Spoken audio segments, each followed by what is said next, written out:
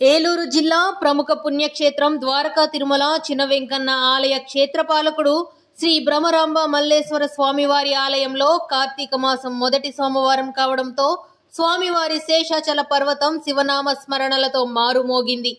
స్వామివారికి పంచామృత అభిషేకాలు, ప్రత్యేక పూజలు నిర్వహించారు. పరమేశ్వరుని దర్శించేందుకు భక్తులు వేకువజాము నుండే క్యూ లైన్లలో పోటెత్తారు.